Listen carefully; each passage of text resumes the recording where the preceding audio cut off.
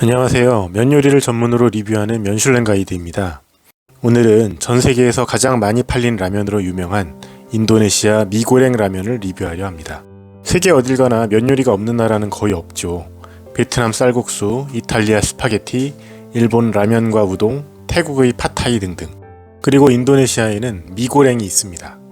미는 국수를, 고랭은 볶음을 뜻하므로 인도네시아 전통 볶음면이라고 할 수 있죠. 미라고 하는 달걀국수를 고기나 해산물, 각종 야채와 함께 볶아 크참 마니스라고 하는 인도네시아 간장과 산발이라는 매콤한 소스와 함께 볶아 먹는 음식입니다. 면만 밥으로 바꾸면 인도네시아식 볶음면인 나시고랭이 된다네요. 특유의 단짠 플러스 매콤한 맛으로 입에 짝짝 붙는 맛있는 맛이랍니다. 저는 존재를 전혀 몰랐다가 대장간 유튜버이신 마초맨님이 이걸 너무 맛있다고 극찬하며 드시는 걸 보고 다음에 꼭 먹어봐야겠다고 생각했었습니다. 미고랭 라면도 종류가 여러 개 있는데요. 인도네시아 식품회사인 인도푸드에서 나온 이 인도미 미고랭 라면이 가장 유명하고 1982년 출시이니 신라면보다도 4살이 많습니다. 한국뿐만이 아니고 미국, 호주, 영국, 중국에도 수출하고 있고 특히 호주에서는 국민라면이라고 할 정도로 인기를 끌고 있다고 하네요. 마치 한국의 팔도 도시락면이 러시아에서 자리 잡은 것과 비슷하다고 생각하면 되겠네요. 그럼 어떤 라면인지 한번 먹어보실까요? 저는 집 근처 홈플러스에서 5개 번들에 2,590원으로 개당 600원 정도에 구매하였습니다. 배송비 고려하지 않은 온라인 최저가로는 1,580원으로 차이가 많이 나네요. 인도네시아 현지 가격으로는 개당 200원에서 300원 정도라는데 다른 나라에서도 5개에 2.5달러 정도로 한국과 비슷하네요. 봉지만 봐도 이국적인 느낌이 물씬 풍깁니다. 실제로 보시면 정말 작아요.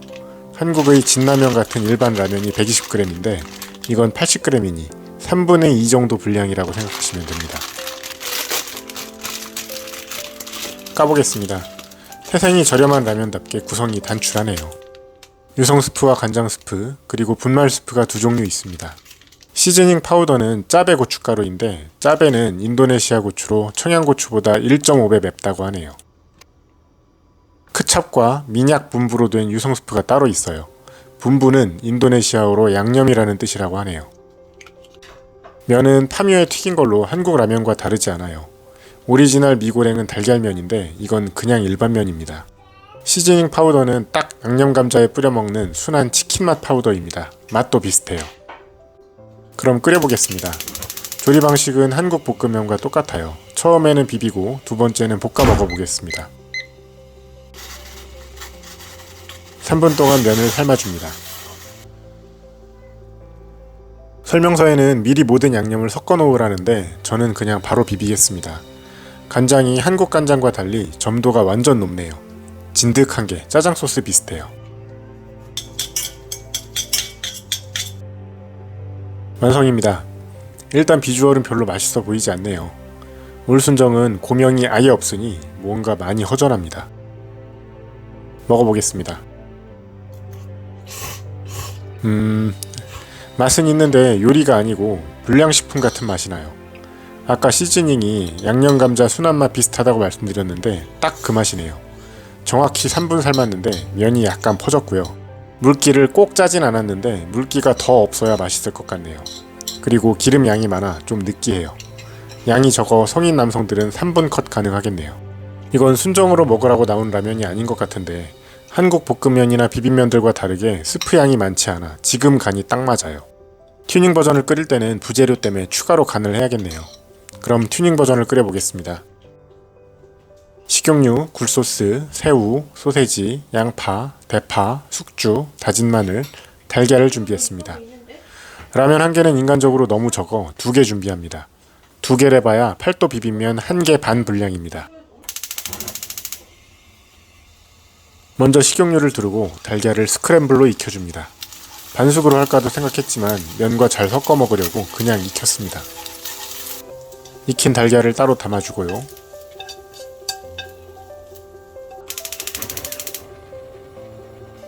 달걀이 식용유를 많이 먹어 추가해줍니다.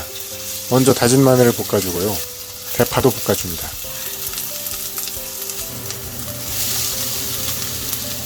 양파도 볶아주고요. 소세지와 새우도 이어서 볶아줍니다. 사이에 물을 끓이고 면을 넣어 1분 정도 면이 풀어질 정도로만 삶아줍니다. 면이 빨리 퍼지므로 주의합니다.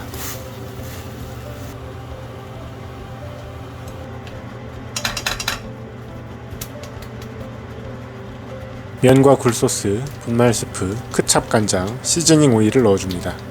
순정 상태로 먹어보니 간이 세지 않아 추가 식재료에 간을 하기 위해 굴소스를 좀 넣었습니다.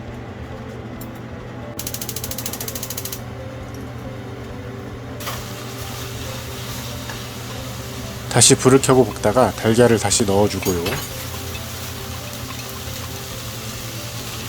마지막으로 숙주를 넣고 숨이 살짝 죽을 정도로만 볶아줍니다. 절대 오래 볶으시면 안되고 숨만 죽었을 때 불을 끄셔야 식감이 살아있는 거 아시죠? 자, 완성입니다. 순정과는 비교가 되지 않게 그럴듯해졌습니다. 자, 먹어보겠습니다. 이건 역시 맛이 없기가 어려운 조합이죠? 맛있습니다. 그런데 볶음면들 대비 순정과의 맛의 격차가 어마어마하네요. 비교가 안 되는 맛입니다. 이건 무조건 튜닝을 해서 먹어야겠네요. 순정일 때 맛에 실망했는데 평가가 뒤집히네요. 이국적인 맛이 나면서 대중적인, 전형적인 매우 맛있는 맛입니다. 약간 느끼한 건 남아있네요. 고수 같은 거 넣어도 좋겠어요. 일단 순정일 때는 비볐고 지금은 볶았는데 거기서 맛의 차이가 커요. 포인트가 물기가 없어야 하고 면이 불면 안 됩니다. 순정도 면이 살짝 불어서 제가 조리를 잘못했네요. 원래 미고랭이 이렇게 갖가지 야채와 달걀과 해산물 또는 고기와 함께 볶아 먹는 음식이죠. 굴소스 대신 크찹 간장이 있었으면 더 좋았겠다는 생각입니다. 이것도 오리지널 미고랭과는 다른 맛일 겁니다. 짜배고추를 으깨 만든 산발 소스가 들어가 매콤해야 진짜 미고랭일 거예요. 이건 전혀 맵지 않고 그냥 단짠의 감칠맛만 느껴집니다. 야채는 다른 걸 넣어도 될 듯한데 숙주가 신의 한 수네요. 적당히 아삭한 식감이 전체 맛의 질을 높여주고 있네요. 좀 더 넣어도 되겠어요. 확실히 세계에서 가장 많이 팔린 라면이라 대중적인 맛도 있긴 하지만 순정 상태 그대로는 한국인들 입맛에 아주 잘 맞는 편안한 맛은 아닐 것 같네요. 사실 한국은 인스턴트 라면의 천국이죠.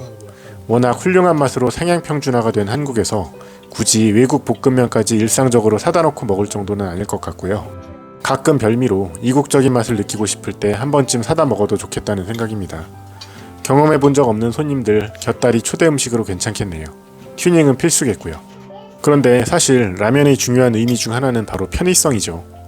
빨리 휘리릭 끓여 먹을 수 있어야 하는 건데 튜닝을 지나치게 하게 되면 요리의 영역이 되어버립니다. 귀찮아요. 그렇게 신경을 써야 한다면 그냥 요리를 해먹는 게 낫지요. 순정 상태로의 완성도가 좀 떨어지는 게 아쉽네요. 그래도 태생부터가 저렴한 라면이니 이해합니다. 외국 음식들을 드셔보시면 순정 그대로도 우리 입맛에 맞는 음식들도 있지만 아닌 경우도 상당히 많지요. 한국 음식도 불고기나 삼계탕, 비빔밥 정도는 외국인들도 맛있게 먹지만 청국장이나 뼈다귀해장국 같은 한국인들만 좋아할 것 같은 메뉴도 틀림없이 있지요. 다른 나라로 수출하는 신라면이나 도시락면 같은 것도 현지인들 입맛에 맞게 변형해서 인기를 얻을 수 있었을 겁니다. 미고랭 라면도 한국인 입맛에 맞게 약간만 리뉴얼한다면 훨씬 경쟁력을 가질 수 있지 않을까 생각해봅니다. 오늘도 맛있게 잘 먹었습니다. 이어서 면슐랭 가이드 평가가 이어집니다. 지극히 주관적인 평가이니 참고로만 하시면 될 듯합니다.